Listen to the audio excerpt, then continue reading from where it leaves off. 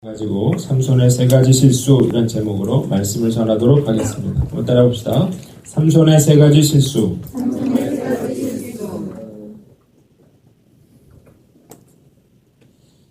가끔 음식점이나 마트 이런 데서 때를 쓰면서 들어 누워 막 이렇게 오는 아이들이 있습니다. 당황한 엄마가 어떻게든 달래보려고 하는데 아이들은 막무가내인데요.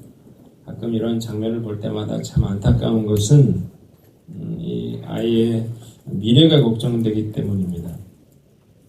왜 이럴까?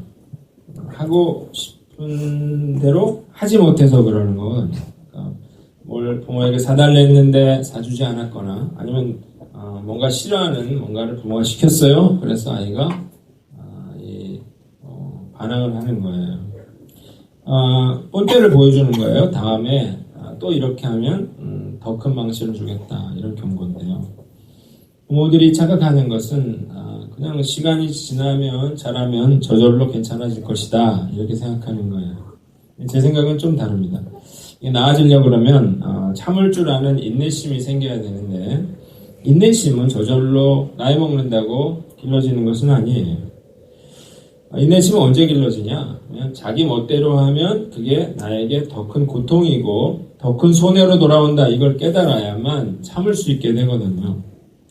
자, 그래서 어렸을 때 이 인내심을 기르지 못하면 커서도 참지 못하는 그런 성인 아이가 되기가 쉽습니다. 그래서 자기도 힘들고 다른 사람에게 피해를 주는 거예요. 요즘 청년들 중에 이런 청년들이 많습니다. 어렸을 때부터 부모가 원하는 거 다 해줬어요. 그러다 보니까 청년이 돼서도 자기가 원하는 대로 되지 않으면 참지를 못하는 거예요. 요즘 이런 그 연인들 사이에 폭력이 자주 일어난다 그러는데요.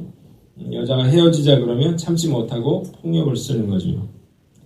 며칠 전에 이 자신의 그런 교제를 반대하는 여자친구의 아버지와 어머니를 칼로 살해하고 여자친구 집에 돌아왔는데 성폭행을 했어요. 그래서 이 혐의로 재판에 넘겨진 25세의 청년이 이례적으로 사형 선고를 받았습니다.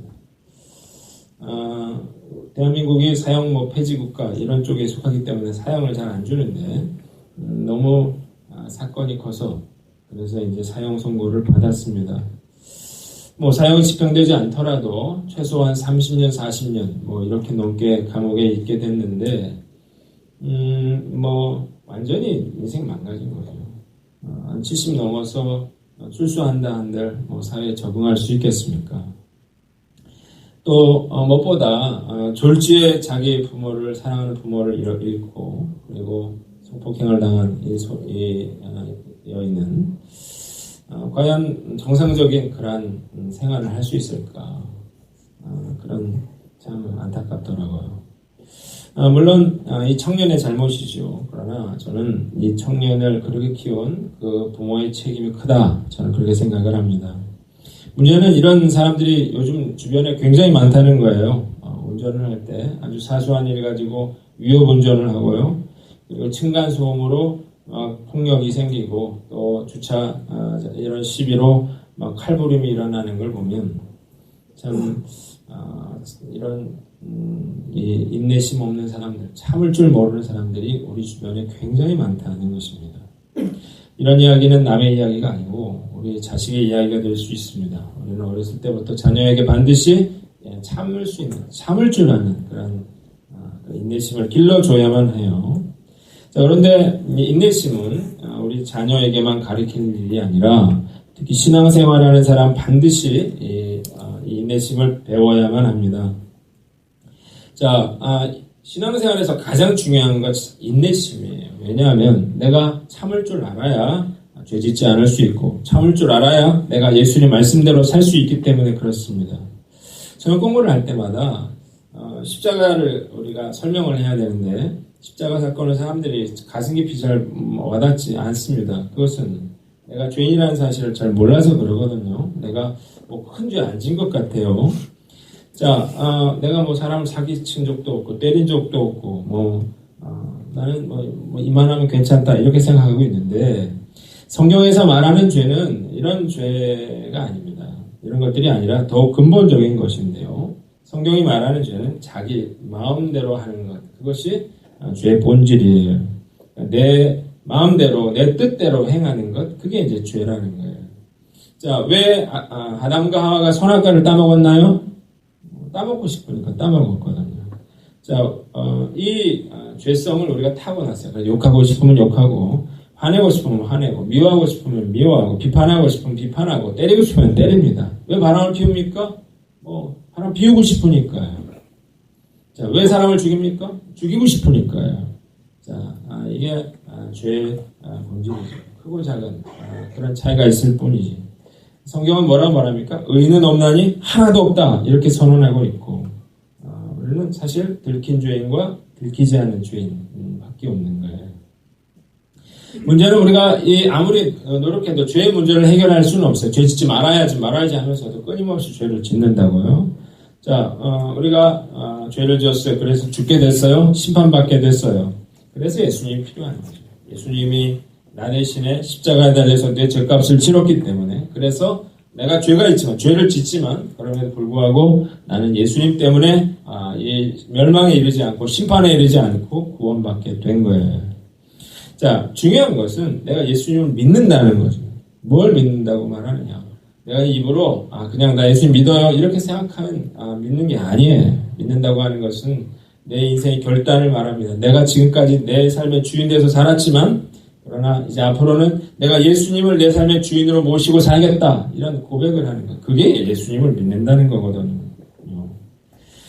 자, 때문에 예수님을 내가 제대로 믿겠다고 결심한 사람들은 그 순간부터 내가 내 생각대로 하지 않고 내 멋대로 하지 않고 내가 예수님의 말씀대로 내가 지켜 행하려고 노력해야 됩니다. 그러다 보니까 제일 중요한 게 인내심이 제일 필요한 거죠. 내가 하고 싶은 일도 예수님이 하지 말라면 하지 말아야 됩니다. 내가 하기 싫은 일도 예수님이 하라면 할 줄 알아야 돼요.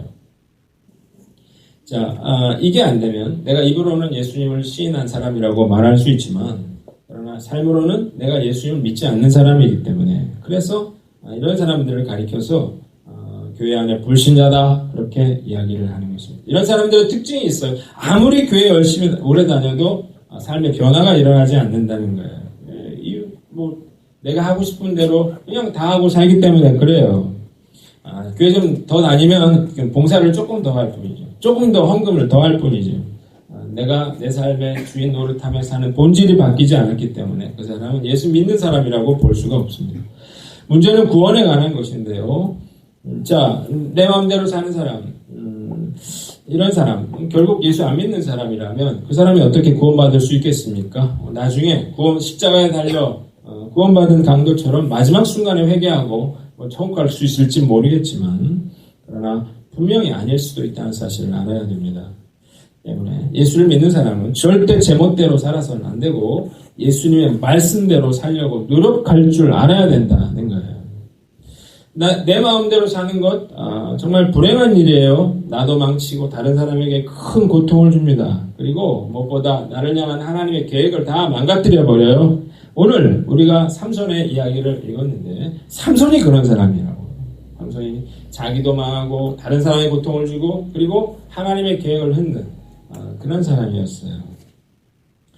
자, 오늘 말씀을 통해서 여러분들이 삼손의 행동을 한번 잘 들여다보세요. 그리고 만약 여러분들의 행동이 삼손과 비슷하다 그러면 여러분들은 오늘 말씀을 통해서 여러분들의 삶을 바꾸기로 결단해야 됩니다. 만약 여러분들이 자녀를 교육하는 데 있어서 마노아와 이 부부와 같다고 생각된다 그러면 여러분들은 오늘 결단해야 돼요. 내가 그렇게 하면 안 되겠다. 내가 바뀌어야 되겠다. 이런 결단을 해야 된다고. 왜 그래요? 여러분들이 결단하지 않으면 삼손이 범한 실수와 불행 이것들을 내가 똑같이 반복하게 되기 때문에 그렇습니다. 자, 오늘 이 말씀이 여러분들의 인생을 뒤바꾸는 그런 중요한 그런 말씀이 되시기를 주님의 이름으로 축원합니다. 오늘 말씀은 삼손의 결혼식입니다. 여러분들의 결혼식을 생각하면서 한번 우리가 말씀을 들어볼 건데요. 오늘 결혼식을 하는 과정 가운데 삼손이 3가지 실수를 하게 됩니다. 첫 번째는 삼손이 블레셋 여인과 결혼하려 했다는 것입니다. 한번 따라봅시다. 삼손이 블레셋 여인과 결혼하려 했다. 1절로 2절을 보세요. 삼손이 딥나에 내려가서 거기서 블레셋 사람의 딸들 중에서 한 여자를 보고 그랬어요. 블레셋 딥나라고 하는 곳에 갔는데 거기서 블레셋 여인을 봤죠. 그리고서 뭐라고 했어요? 자기 부모에게 말하 이르되 내가 딥나에서 블레셋 사람의 딸들 중에서 한 여자를 보았사오니 그를 맞이하여 내 아내로 삼게 하소서. 자, 한눈에 반했어요. 그래서 지금 이 여자는 결혼하겠다는 거예요. 자, 그러자 그의 부모가 결혼을 반대합니다. 3절을 보니까 그의 부모가 그에게 이르되 내 형제들의 딸들 중에나 내 백성 중에 어찌 여자가 없어서 내가 할례받지 아니한 블레셋 사람에게 가서 아내를 맞으려 하느냐. 자, 그의 부모가 결혼을 반대한 이유는 뭐예요? 이스라엘 사람들은 이방인과 결혼하면 안 되거든요. 하나님이 그렇게 하지 말라 그랬으니까. 거기다가 삼손은 뭐예요? 나시린이에요. 나시린은 거룩하게 자기를 지키는 사람이 어떻게 이방 여인하고 결혼을 하겠습니까? 그래서 안 된다고 했는데 삼손은 듣지 않습니다. 3절 보니까 삼손이 아버지에게 이르되 내가 그 여자를 좋아하오니 나를 위하여 그 여자를 데려오소서. 자, 여기서 두 가지를 봐야 되는데 오늘 본문에 뭐라고 했어요? 밑줄 쳐보세요. 내가 그 여자를 좋아하오니 했어요. 왜 결혼하겠다는 거예요? 내가 그 여자 좋다는 거예요. 자, 삼손은 나시린이잖아요. 누구보다 자기가 이 여인하고 결혼할 수가 없다는 사실을 잘 알고 있었습니다. 그럼에도 불구하고 블레셋 여인과 결혼을 하려고 하는 이유는 무엇입니까? 내가 그 여자가 좋다. 왜 좋았을까요? 남자분들 이뻐서. 삼손은 뭐 하나님 뜻이고 뭐고 간에 이쁘면 자기가 좋으면 해야 되는 그런 사람이었다는 거예요. 그리고 또 뭐라 그랬어요? 거기 나를 위하여 그 여자를 데려오소서 그랬다고요. 그 밑줄 쳐보세요. 나를 위하여. 나시린은 누구를 위해 사는 사람인가요? 하나님을 위해 사는 사람이죠. 근데 삼손은 지금 뭐라고 얘기해요? 나를 위해서 그 여자를 데려와라. 그렇게 얘기를 하는 거예요. 결혼식은 하나님을 위해서 하는 거, 하나님의 영광을 위해서 하는 것인데 삼손은 뭐라고 했어요? 나를 위해서. 자기의 관심은 뭐에 있었습니까? 나에게 있었다는 거예요. 나를 기쁘게 하려고 하는 그런 사람이었습니다. 삼손은 하나님이 아니라 자기 자신의 즐거움과 기쁨을 삶의 목적으로 사는 사람이었어요. 제가 교회 일을 열심히 하다가 연애를 못했습니다. 생각보다 교회에서 연애하는 게 쉽지가 않아요. 왜냐하면 교회 다니는 건 연애하려고 교회 다니는 게 아니라 교회 사역의 목적이기 때문에 그래요. 제가 28 먹을 때까지 뭐 제대로 한번 연애를 해본 적이 없어요. 이유가 뭐냐면 제가 목사가 되려고 했기 때문에 그랬어요. 그래서 선뜻 아무 여자는 못 만나겠더라고요. 그래서 마음에 드는 여자가 있어도 이 여자는 사모가 될 여자가 아니다. 이렇게 생각하면 꾹 참고 다시 만나질 않았습니다. 그랬더니 사람들이 너는 눈이 높아. 그래요. 난 눈이 높지 않았거든요. 내가 뭐 이런 얘기를 못하니까. 나중에는 이러다가 장가 못 가는 거 아닌가 그런 생각도 했어요. 그런데 회사에 입사한 지 2년 차에 정말 우연히 시청 앞에서 아내를 만났는데 어떻게 하다 보니까 계속 가서 만나게 됐어요. 나는 뭐가 중요합니까? 내가 목사가 되는 게 중요하다고요. 만난 지 한 달 만에 물어봤어요. 나는 목사가 될 사람인데 그래도 나랑 괜찮겠냐? 그랬더니 괜찮다 그렇게 얘기를 했습니다. 만약에 안 괜찮다 그랬으면 어떻게 했을까요? 찾겠죠 내가. 내가 찾을 거예요. 왜 웃습니까? 내가 찾다는 거. 고마워야 될 것 같습니다 내가. 그래서 결혼을 했어요. 나중에 목사가 되려고 제가 직장을 진짜 그만뒀더니 아내가 후회하더라고요. 그래서 제가 왜 그때 괜찮냐고 했냐 그랬더니 이런 건 줄 몰랐지 진짜 할 줄 몰랐지 그렇게 얘기를 했는데 이런 경우를 두고 쓰는 말이 있어요. 낙장불입. 저는 뭐 내가 좋으냐 싫으냐는 별로 중요하지 않았고 하나님의 뜻이 중요했는데요. 이런 면에서 볼 땐 제가 삼손보다 좀 훌륭한 것 같아요.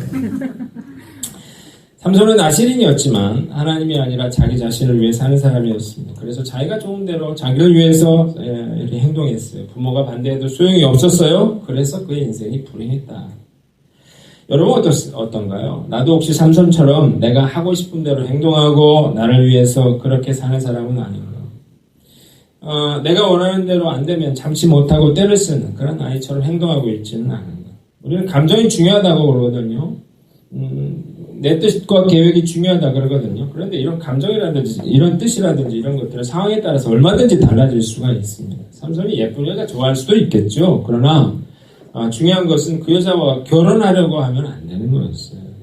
자, 우리가 생각해 보는 거예요. 여러분이 지금 우기고 있는 건 뭔가요?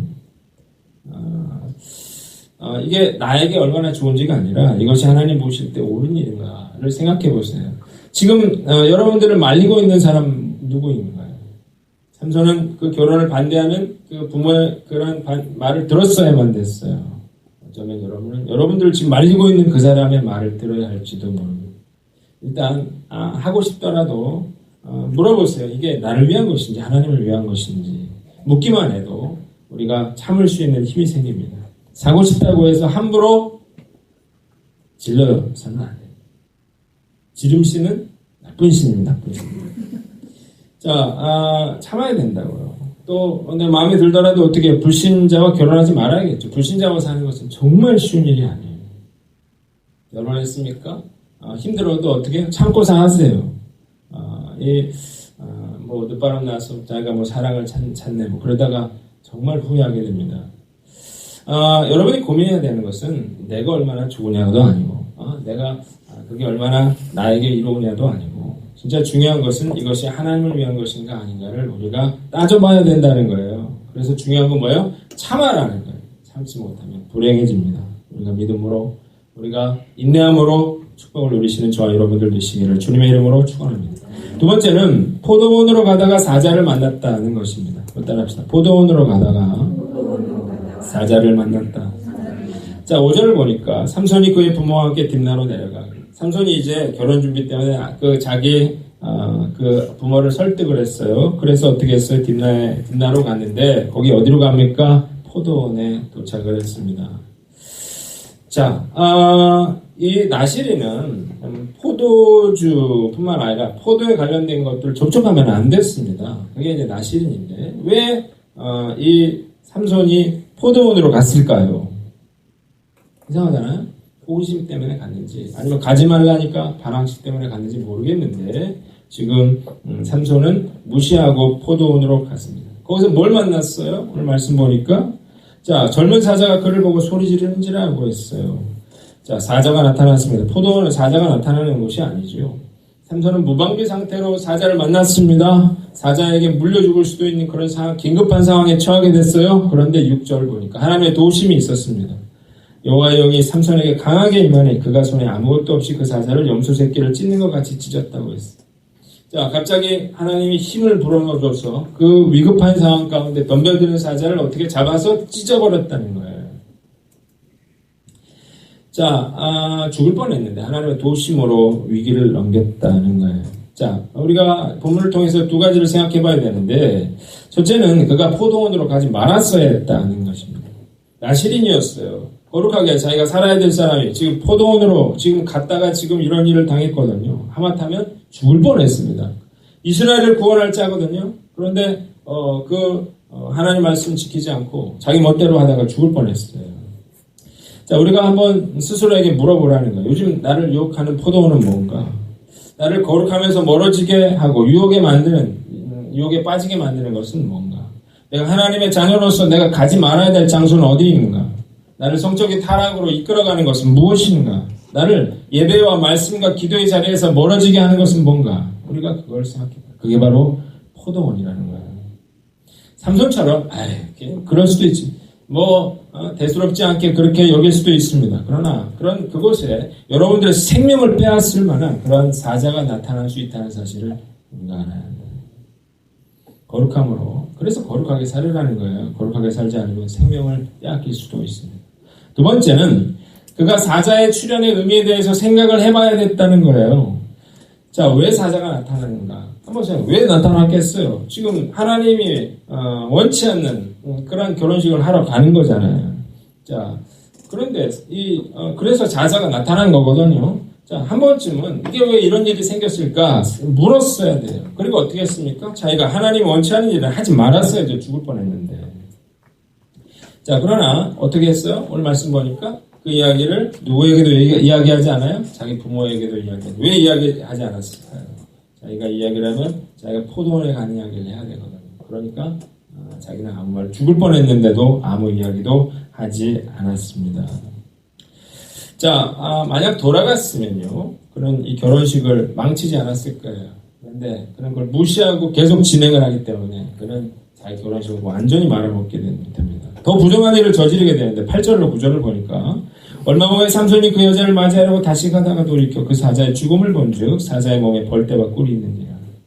자, 뭔가 궁금했어요. 내가 죽인 사자가 어떻게 됐을까 갔더니 그 사자의 몸에 뭐 어떻게요? 벌과 꿀이 있었다고요. 자, 이 엄청난 짓을 합니다. 뭐래요? 그 꿀을 따서 먹어요. 자, 이게 왜 안 됩니까? 나시리는 어떻게 해요? 사체를 만져서는 안 된다고 했어요. 자, 그런데 그는 별로 그런 걸 개의치 않았어요. 먹고 싶은 꿀이 있어요. 그러니까 그 꿀을 따서 먹고 그걸 어떻게 부모에게도 줍니다. 그리고 뭐라고 했어요? 어디서 꿀이 났는지는 이야기하지 않았죠. 자, 이 삼손은 뭐 자기 멋대로 하는 그런 사람의 전형이에요. 자, 사자가 나타났는데도 그 사자가 의미하는 바에 대해서 전혀 그는 아무것도 생각하지 못하고 있어요. 한번 스스로에게 물어보세요. 여러분들에게 사자가 나타났습니까? 나에게 나타났던 사자는 무엇인가요? 그 사자는 뭘 의미하나요? 불순종의 길을 걸어가고 있는데 나타나는 사자는 하나님께서 나에게 주시는 경고라는 사실을 우리가 알아야 됩니다. 이럴 때 어떻게 해요? 사자가 나타났다면, 그래서 내가 죽을 뻔했다면, 그러면 어떻게 해요? 길을 멈추고 내가 지금 가는 길이 옳은 길인가를 내가 생각해 봐야 되겠다는 거예요. 저는 어떤 일들을 계획할 때 이렇게 기도합니다. 하나님, 이 길이 하나님 뜻이 아니면 막아주시고 하나님 뜻이면 잘 되게 해달라고 기도를 합니다. 그래서 길이 막히면 이것이 하나님 뜻이 아닌지 맞는지를 확인하고 아니라는 확신이 들면 그만둬요. 왜 그래요? 내 뜻대로 하면 공경에 처하게 되기 때문에 그렇습니다. 자, 이 사자는 삼손을 향한 하나님의 경고였어요. 나시린이 이방 여인과 결혼하고 함부로 포도원에 가면 되겠습니까? 자, 무엇이 나의 불순종의 길을 막아서고 있습니까? 그렇다 그러면 나는 반드시 그 자리에 멈춰섰어. 무엇이 하나님의 뜻인지를 우리가 생각하고 그리고 불순종의 길로부터 돌이켜야 한다는 거예요. 무시하면 점점 더 공경에 처하게 된다는 사실을 깨닫고 우리 경고를 통해 불행과 실패로부터 돌이키는 저와 여러분들 되시기를 주님의 이름으로 축원합니다. 마지막으로 경솔하게 행동했다는 것입니다. 한번 따라합시다. 경솔하게 행동했다. 10절로 11절 보니까 이제 삼손의 아버지가 이제 내려왔어요. 거기서 삼손이 결혼식을 시작을 합니다. 잔치를 베풀었다 그랬어요. 자, 이스라엘의 결혼잔치는 7일을 했어요. 근데 이 잔치라는 말에 쓰인 미쉬테라고 하는 말은 주연을 뜻하는 것입니다. 그러니까 술자리가 있는 잔치를 말하는 거죠. 결혼식에 참여한 사람들은 일주일 내내 술을 마셨어요. 삼손 역시 그들과 함께 술을 마셨을 것입니다. 나시린뿐만 아니라 이스라엘으로서의 어떤 혼인 규례도 무시하는 그가 술을 마시지 말라 이런 규례를 지켰겠습니까? 그런데 아주 경솔한 짓을 해요. 잔치가 무르익었어요. 그러자 삼손이 수수께끼 내기를 제의합니다. 12절로 13절 보세요. 내가 너에게 수수께끼를 내리니 잔치하는 이래 동안에 너희가 그것을 풀어내게 말하면 내가 배우 30벌과 겉옷 30벌을 너희에게 주리라. 자, 이 당시에는 술자리에서 이 수수께끼를 내서 이렇게 영을 즐겼습니다. 서로의 지식이나 재치를 견주어보는 그런 풍습이었는데요. 문제는 이게 삼손이 낸 수수께끼에 뭐가 달렸어요? 내기를 하게 됩니다. 자, 삼손이 뭘 걸어요? 배옷 30벌과 겉옷 30벌, 총 60벌의 옷을 걸어요. 이 당시 옷은 지금 그런 옷이 아니에요. 엄청난 그런 가치가 있어요. 옷 한 벌에. 이 삼손이 하자는 건 단순한 수수께끼가 아니라 지금 전 재산을 걸고 하는 도박을 하자는 이야기예요. 문제는 삼손이 낸 수수께끼가 삼손이 아니면 풀 수 없는 그런 것이었다는 것. 14절을 보니까 뭐라고 해서 먹는 자에게서 먹는 것이 나오고 강한 자에게서 단 것이 나왔느니라. 이게 무슨 수수께끼입니까? 자기가 포도원에서 찢어 죽인 그 사자의 어떻게 해요? 몸에 꿀이 나왔죠. 그러니까 강한 자에게서 단 것이 나왔다는 그런 수수께끼가 되는 거죠. 자, 이 수수께끼는 삼손이 아니고서는 도저히 풀 수가 없는 그런 수수께끼였어요. 그러니까 블레셋 사람들이 이거를 풀 수가 없는 거예요. 3일이 지났어요. 7일이 됐어요. 이건 풀 수가 없게 됐죠. 자, 그러나 이들은 삼손보다 한 수 위였습니다. 뭘 생각해냈어요? 삼손의 아내를 협박하기 시작한 거죠. 뭐라고 했습니까? 내가 너희 아버지와 너희 집을 다 불사르겠다 협박을 했어요. 그러자 두려움에 빠진 여자가 뭐라고 합니까? 삼손에게 당신이 나를 미워할 뿐이요 사랑하지 않는다 이러면서 수수께끼 답을 알려달라고 계속 요구를 하는 거예요. 견디다 못한 삼손 결국 수수께끼 답을 알려주죠. 그러자 이 여자는 바로 블레셋 사람에게 이를 전하게 됩니다. 18절 볼까요? 일곱째 날 해지기 전에 성읍 사람들이 삼손에게 이르되 무엇이 꿀보다 달겠으며 무엇이 사자보다 강하겠느냐. 자, 이야기를 듣고 삼손은 뭘 알게 됩니까? 이들이 자기 아내를 협박해서 수수께끼를 알아냈다는 사실을 깨닫게 됩니다. 그래서 어떻게 약속을 지켜요? 어떻게 했습니까? 이 고독과 배옷을 얻기 위해서 이 아스글론으로 가서 그걸 노략질해 옵니다. 그리고 그거를 그들에게 돌려줍니다. 그리고는 어떻게 합니까? 화가 나서 자기 집으로 돌아가 버립니다. 자, 결혼잔치가 끝나면 신랑과 신부가 이제 합방을 하게 됩니다. 신부를 맞게 되는데 이 마지막 날 이 결혼식이 파국을 맞게 되는 거예요. 자, 결혼이 파기됐다라고 생각한 이 여자의 아버지는 자기 딸을 이 결혼잔치의 들러리로 선 그 사람에게 주어버립니다.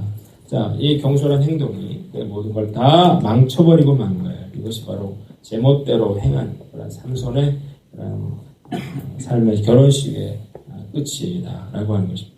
우리가 본문을 통해 몇 가지 생각해 볼 게 있는데요. 첫째는 자식 교육에 최선을 다하라는 것입니다. 따라합시다. 자식 교육에 최선을 다하라.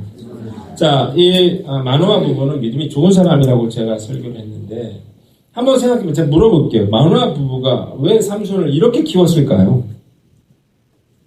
왜 귀했을까요? 네? 너무 이 노년에 얻은 그런 아이를 못 낳던 마노아 부부였어요. 그래서 이 아버지, 어머니의 마음으로 키운 게 아니라 할아버지와 할머니의 마음으로 이 자식을 키운 거예요. 자, 엄하게 가르치지 못했습니다. 그래서 어떻게 해요? 삼손이 자기가 하고 싶은 대로 잘하는 거죠. 자, 여러분 아이들은요, 제가 이렇게 보니까 돌만 지나면 되는 거예요. 무슨 말이에요? 돌만 지나면 때려도 된다는 거예요. 이 설교를 어린이들이 싫어합니다. 이 어렸을 때 가르치지 못하면 커버린 거예요. 너무 귀여운 아이가 갑자기 커버렸어요. 그래서 어떻게 해요? 나중에 가르칠 수가 없게 된 거예요. 자, 청소년 되면요, 부모 말을 듣지 않습니다. 그냥 초등학교 때까지만 가능한 것 같아요. 자, 사무엘을 보면 이 한나는 어떻게 했습니까? 사무엘을 똑같은 상황에서 사무엘을 얻었죠. 늦게 낳은 그런 자식인데 그런데 어떻게 했습니까? 절대자마자 성전에 맡겼습니다. 그래서 엘리 제사장 밑에서 엄하게 성전에서 자랐어요. 그래서 어떻게 해요? 이스라엘의 지도자로 살 수 있었던 거예요. 요즘 부모들이 너무 아이들을 자유롭게 기릅니다. 똑똑히 하십시오. 사랑만 주고 징계하지 않으면 아이들은 절대 참는 법을 배울 수가 없어요. 제 이야기가 아닙니다. 잠언 13장 24절에 회초리를 아끼는 자는 자기 아들을 미워하거니와 그를 사랑하는 자는 어릴 때에 그를 징계하느냐. 언제요?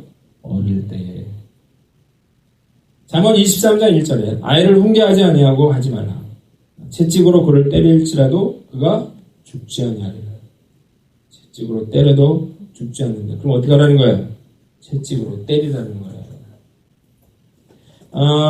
애들을 때리라는 게 아니라 뭘 하라는 거예요? 무엇이 옳고 그른지, 어떻게 살아야 할지를 어렸을 때부터 가르치라는 거예요.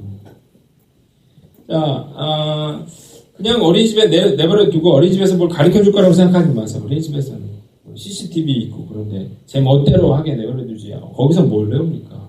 거기서 나쁜 것들 배우게 되는 거예요. 교육은 누가 하는 거예요? 내가, 부모가 하는 거예요. 경고합니다. 어렸을 때 그렇게 내버려 두다가 중고등학교 때 반항하고 탈선하면 어떻게 할 거예요? 그러면 그제서 때리는 부모가 있어요. 정말 어리죠. 어렸을 때 때리면 청소년기에 때리지 않아도 됩니다. 말로 해도 됩니다. 마노아 부모는 이 타이밍을 놓쳤어요. 삼손처럼 하면 어떻게 할 거냐고요. 네, 교회 안 나가겠다. 그럼 어떻게 할 거예요? 내가 이런 여자랑 내가 결혼하겠다고 뗐으면 어떻게 할 거냐고요. 하지 말아라. 그리 하면 안 된다. 그런 걸로는 안 돼요. 자, 우리가 이 자식에게 그래서 어렸을 때부터 뭐예요? 잡는 법을 가르치는 거죠. 자식 교육 실패하면 결국 실패한 가정이 됩니다. 우리가 절대 방치하지 말고 내 자식 내가 하나님의 방법으로 잘 양육해서 참을 줄 아는 그런 아이들을 키우시는 저와 여러분들 되시기를 바랍니다. 두 번째는 순종하라는 것입니다. 따라합시다. 순종하라. 자, 보세요. 삼손은 자기가 이 결혼식 밀어붙였어요. 결국 어떻게 됐습니까? 이 결혼식 하지 못했습니다. 자, 이것도 왜 못했어요? 자기가 열받아서 어디로 가버렸어요. 그래서 안 되는 거예요. 제가 이걸 보고 느끼는 게 뭐냐면, 자, 하나님의 뜻을 무시하고 자기 뜻대로 우리에게 밀어붙이면 결국 안 된다는 거예요. 실패한다는 것입니다. 삼손이 뭐 평범한 사람이라면 실패 안 할 수도 있겠죠. 삼손은 하나님의 쓰임을 받을 사람이어서 그러니까 실패하는 거예요. 여러분도 하나님의 자녀가 아니면 상관없을지도 몰라요. 그러나 여러분들이 하나님의 자녀라면 어떻게 돼요? 실패하게 되어 있습니다. 하나님의 길 아니라면 참으라는 거예요. 왜? 실패할 거니까요. 실패하면 그 고통, 그 아픔, 그 망신, 그거 다 내가 당해야 되는 것이거든. 왜 참으라 그래요?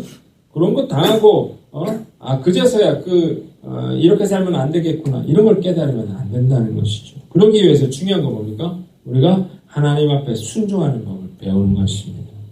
순종할 줄 모르면 이걸 어떻게 뭘로 배워요? 내 삶으로 직접 경험하면서 배웁니다.